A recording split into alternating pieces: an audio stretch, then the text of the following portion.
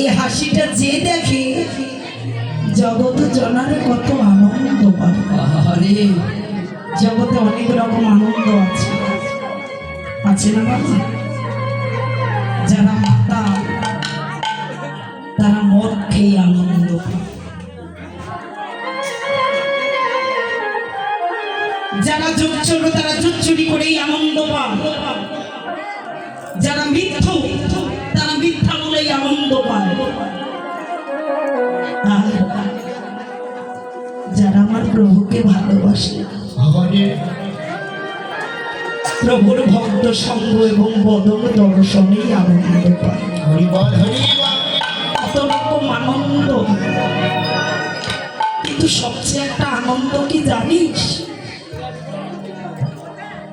এই যে আজ আমি বেঁচে আছি এর মতো আনন্দ আর এর চেয়ে বড় আনন্দ আছে না? এই যে আজকে আছি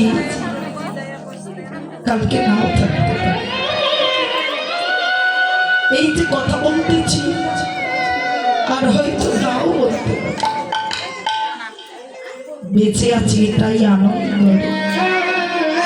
কিন্তু জানিস কত রকম আনন্দ জগতে, যে রকম আনন্দ পায় সে সেরকম আনন্দ উপভোগ করছে।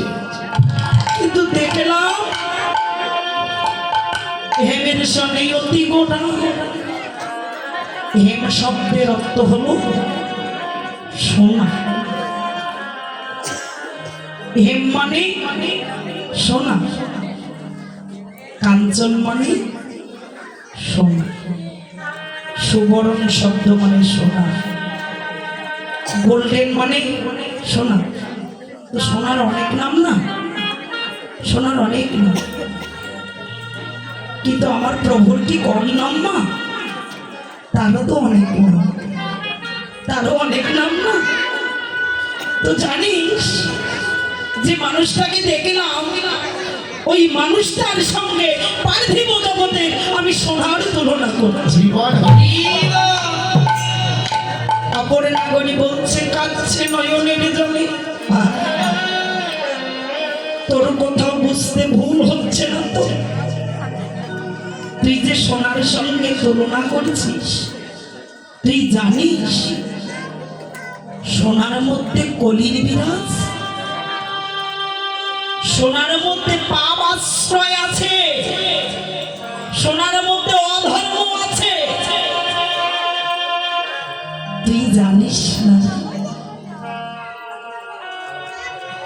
যেদিন দাপর শেষ হলো কলির আগমন হলো, কলি রাজা পরীক্ষিতের কাছে ভিক্ষা যাচ্ছে, প্রভু আমাকে ছোট্ট একটা জায়গা দাও যেখানে আমি থাকতে পারি। যারা ভক্ত হয় তাদের হৃদয় কোমল হবে, বলেছে যা কলি তুই আশ্রয় চাচ্ছিস, আমি তোকে আশ্রয় দিলাম। আজকের পর থেকে তুই যেখানে নেশা হয়, মদ্যপান হয়, অধর্ম যেখানে হয়, তুই সেই জায়গায় গিয়ে বিরাজ করবি। কলি বলছে প্রভু প্রভু তুমি যেগুলো স্থান দিলে সবগুলোই নিকৃষ্ট জায়গা, তুই এমন একটা জায়গা দাও বিশ্ব ব্রহ্মাণ্ডের প্রত্যেকটা ব্যক্তি যেন এই জায়গাটাকে ছিনিয়ে নেওয়ার জন্য পাগল হয়ে যায়। কেন? কলিযুগে ধর্ম এক পদের উপর দাঁড়িয়ে থাকবে, ধর্মটা থাকবে এক পদ, অধর্ম থাকবে 3 পদ। তাহলে এমন একটা জায়গা দাও যে জায়গাটাকে পাওয়ার জন্য, যে বস্তুটাকে পাওয়ার জন্য ব্রহ্মাণ্ডের প্রত্যেকটা ব্যক্তি পাগল হয়ে যায়।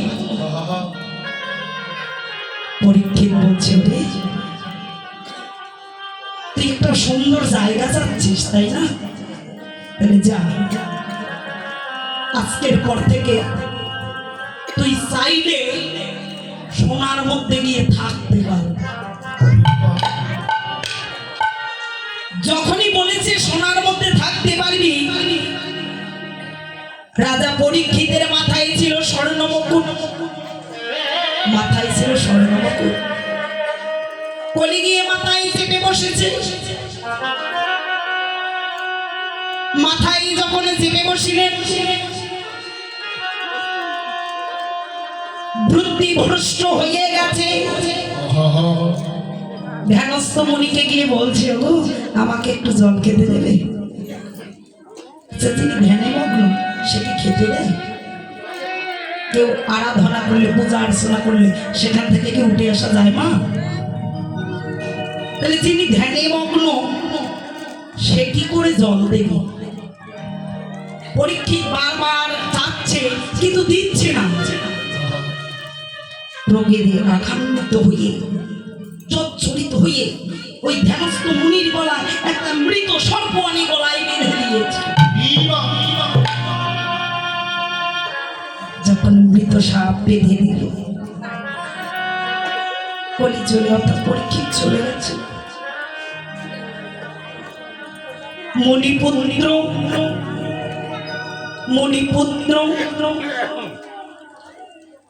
সখাদের সঙ্গে জলকেলি করছে। কে জানি বলছে, তুই জলকেলি করছিস, গিয়ে দেখ তোর পিতার গলায় যেন কে একটা মৃত সর্প বেঁধে দিয়েছে রে। মণিপুত্র 3 ফোঁটা গঙ্গার জল হাতে নিয়ে কাঁদছে আর ভগবানকে ডাকছে, প্রভু আমি যদি সত্যি সত্যি মণিপুত্র হয়ে থাকি, গঙ্গার জলে দাঁড়াইয়া গঙ্গাকে হাতে নিয়ে প্রতিজ্ঞা করলাম, তাকে অভিশাপ দিলাম, যে ব্যক্তি এখনো দুষ্কর্ম করেছে তার যেন 7 দিনের মাথায় তার মৃত্যুবরণ হয়।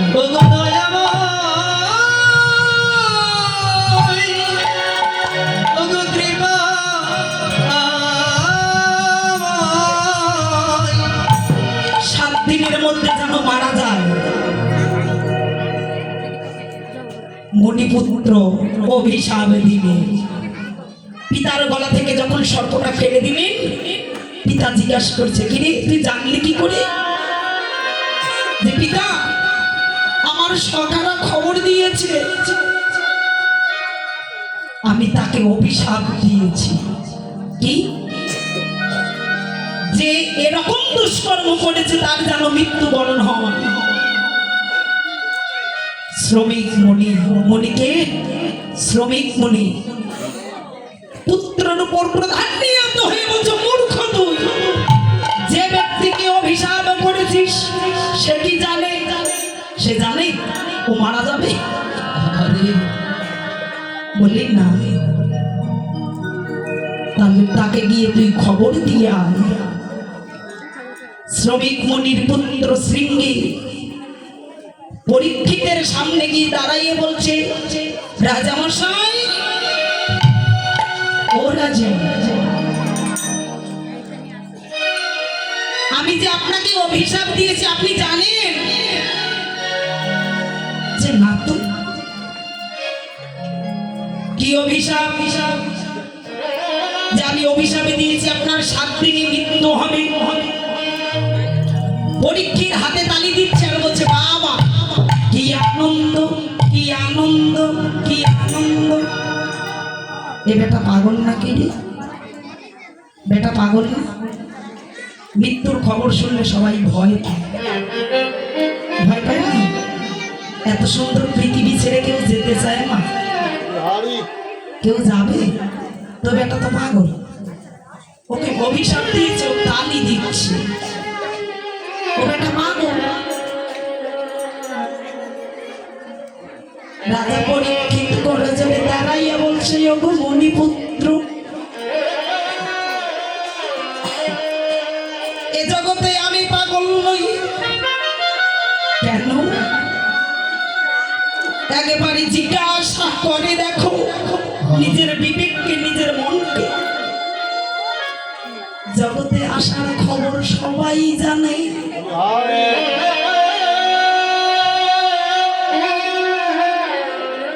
যাওয়ার খবর তো কেউ জানে না। যাওয়ার খবর জানে মা? কেউ খবর জানে আমি কখন যাব? যাওয়ার খবর কেউ জানে না। জগতে আমার মতো ভাগ্যবান কয়জন যে আমি অন্তিম কাল আমি জানতে পারছি, আমার মৃত্যুর খবর আমি জানতে পারি।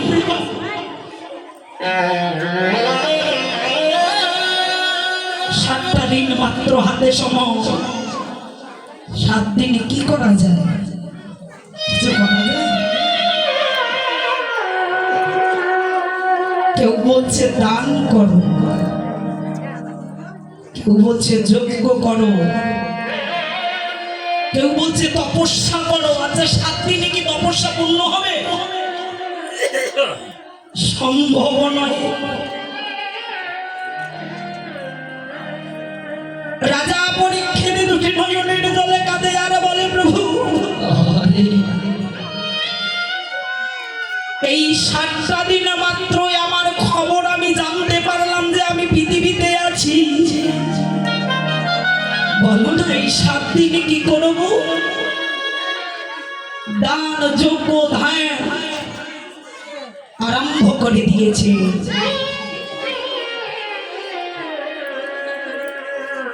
এমন সময় একজন বৈষ্ণব এলেন। কে এলেন? ব্যাসদেব পুত্র সুখদেব গোস্বামী। সুখদেব এসে বলছে, ওগো এই কলিযুগের জন্য দান ধর্ম দান যজ্ঞ তীর্থ নহে আমার। যারা সাধু গুরু বৈষ্ণবের সেবা দিতে পারে, যারা ভক্ত সম্ভব করে, তারাই অত্যন্ত প্রিয় আমার। পরীক্ষিত দুটো নয়নের জলে কাঁদে আর বলে, ওগো দয়াময়,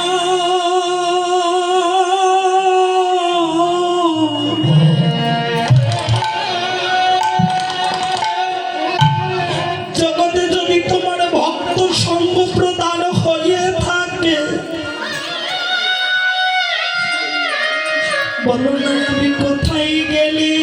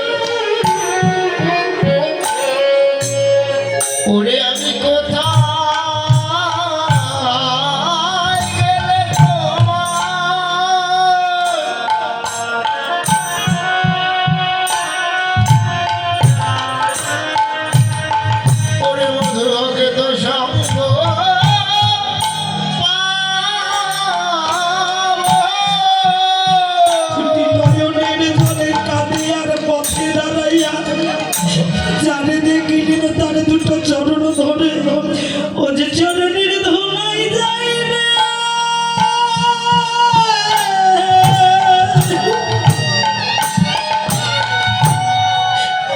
ও ধোলাই যায় রে গড়া ও চরণের ধোলাই যায় রে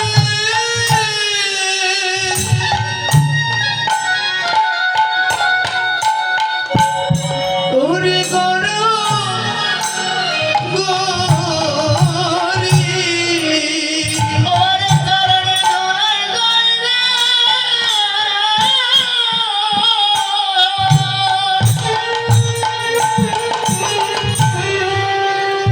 ওরে গড়া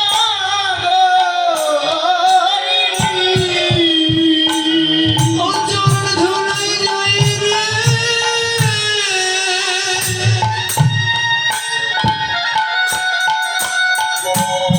ওরে গড়া গরি আমার মনে দিনা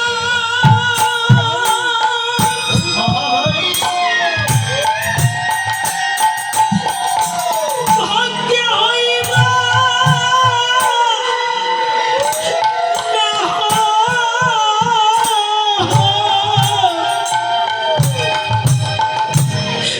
ও চরণ ধরে যাই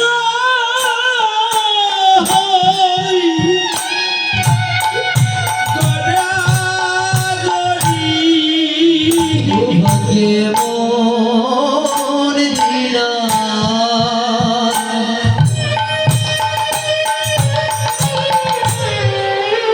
তুই আমার হইব না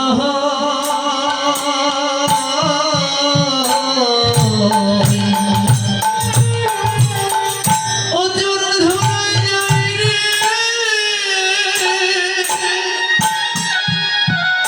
ওরে গড়া গরি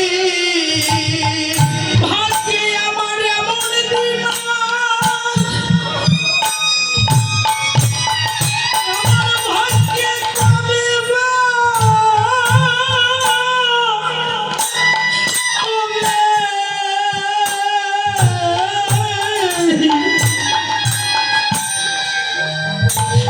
ওদের চরণ ধরে যাই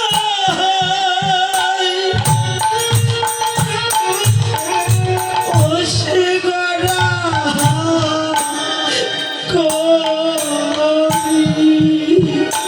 ওরে ভাগ্যে আমার দিনা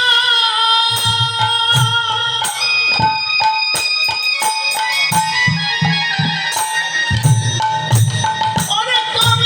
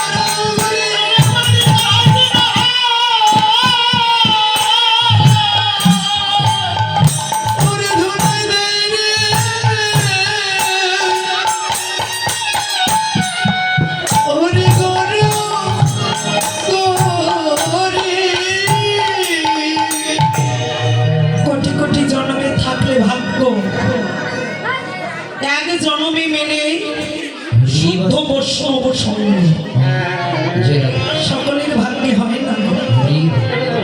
অনেক জন্ম জন্মান্তরের সাধনা এমন একটা শুদ্ধ বৈষ্ণব ভক্তের সঙ্গ পাওয়া যায়।